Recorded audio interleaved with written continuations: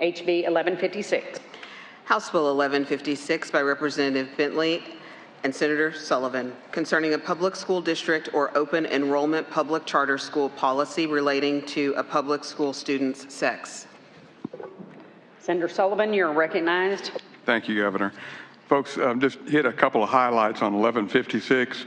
A couple of questions that came up yesterday I'll try to answer in committee, but I'll call your attention to page 1, line 33, shall ensure that the public school students attend an overnight trip is required to share sleeping quarters with a member of the same sex. This issue actually came up in Arkansas schools this year. The school board addressed that policy and changed their policy to meet that requirement, or not the requirement, but this would codify that. On page 2, line 6, public school restrooms designated based on sex. Line 13, multi-occupancy restrooms or changing areas includes without limitation the following, so it lists those where this applies. Sex means the physical condition of being male or female based on genetics and physiology. That's on line 19 and 20. On 23, and this came up in committee yesterday, how will schools deal with this? How will they know? Well, every student when they enroll has an original birth certificate issued at or near the time of his or her birth. So again, schools would have the opportunity to not only do staff development and training in that area, and their policy mentions that. Line 32, to provide a reasonable accommodation to an individual who is unwilling or unable to use a multi-occupancy restroom or changing area designated for that individual sex. So there has to be a provision for that in school policy. And I'll reference page 4, line 8, a parent, legal guardian, or person standing in loco parentis of a public school student shall have a cause of action against the public school. And that cause of action is listed below. And then on line 26, the Division of Elementary and Secondary Education shall promulgate rules to implement this section. Then the school administration will adjust their policies and staff development as appropriate. I'd be glad to take any questions. Any questions for Senator Sullivan? I see what you do. I just want to make sure we don't have one unintended consequence. It just, whenever you pointed it out, it came. So I messed up there? Well, not necessarily. No, sir. And I think what you're trying to say on page 1, line 33, 34, that if there's multiple members there, if there's, that the members of the same sex will share that room. But does the way that we wrote this require there to be 2 members of the same sex? Let's just say that there was an event where a young boy or a young girl was going to have a sleeping accommodation in a room by themselves. We're not, because of the way we've written this, does that require there to be another member in there? It is solely about the way we wrote the law. Well, I would say no, but maybe I'm just not understanding. So if you have someone, a single individual in a room? Well, that's what I'm saying. The way we wrote it here, it says that a public school student attending the overnight trip is required to share sleeping quarters with a member of the same sex. It's almost like we should have that, if applicable, or if applicable, and this, or something along the lines, this no way should say that a student has to do that if they're going to be in a single room by themselves.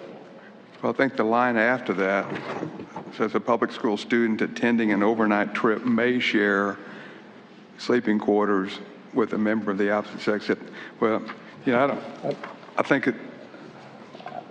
I see your point, but I think the state would make accommodations when the State Department of Education promulgates their rules. I think they'll clarify that. I don't think this language does that.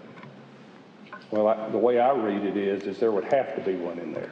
And I think that's going to be up to interpretation. Again, I'm great with your bill. I just think that we should have it right. And I did not see that until you pointed that line out and I went to read it.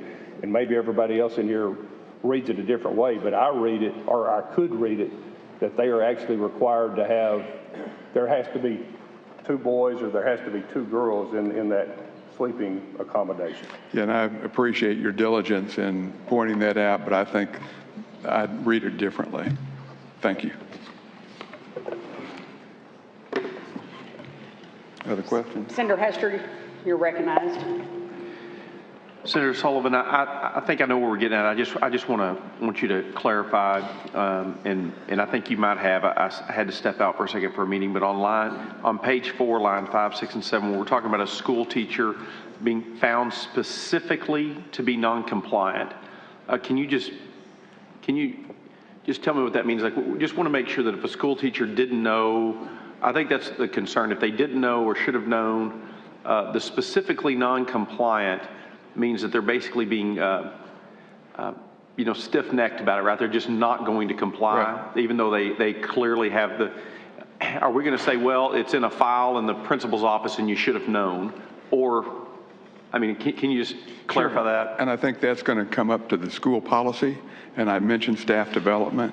So I think schools will develop, the Department of Education will develop the guidance for the issues you're describing and Senator Hickey is describing. They'll develop that guidance, and I think the incident we had in one of our state schools kind of pointed that out when they determined that that was the case, and it was specific that the person who made those decisions knew the sex of the students, and that was corrected just by saying this is the way we're going to do it. It then evolved into a state, the school board, local school board, making that decision and developing a policy, and that's where this policy came from. But I think that's going to be up to the State Board of Education and the Department of Education to make those rules. Yeah, I agree. Thank you for bringing this bill. Any other questions for Senator Sullivan? Anyone wish to speak against? Senator Leding, you're recognized to speak against.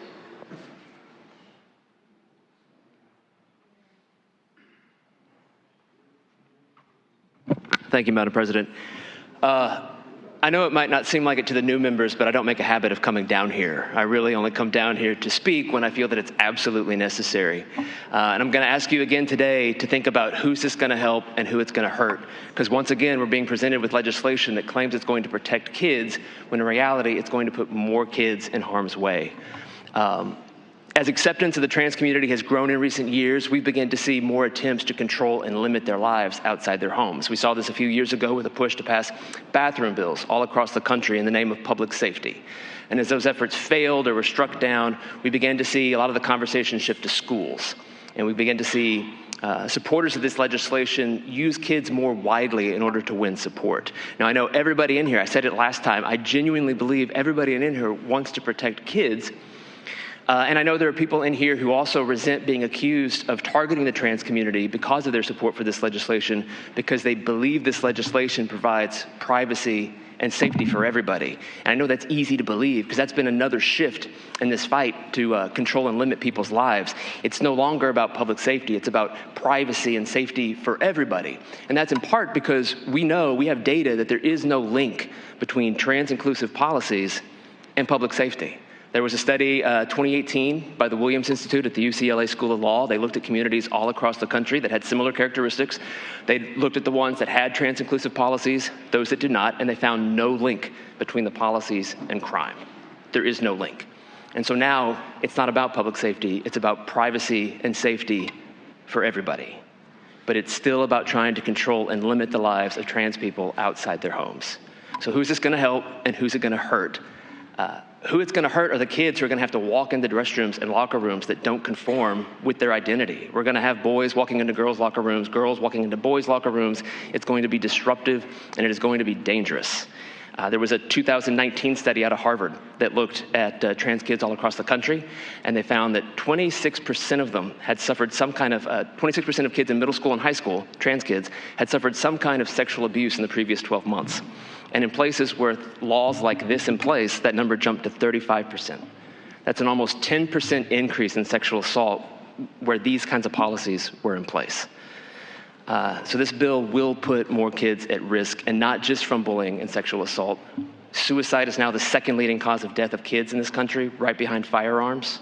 And the LGBTQ community is at higher risk, not because of their orientation or identity, but because of bullying and stigmatization and laws like these.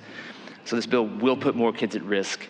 I ask that you vote no or don't vote, and you could truthfully tell people that you want more time to look at data, to talk to trans kids and their families, to talk to students before you make a decision on this bill. Thank you. Anyone wish to speak for? Speak against? Are you going to speak for? I've talked to my mentor, Senator Hickey, and I think I need to pull this down and make the amendment that he suggests. I think that's a good idea. So I'd like to pull the bill down at this time and make that change. Senator Sullivan has requested to pull the bill down so that bill HB1156 is pulled down. Thank you, Senator. HB1156.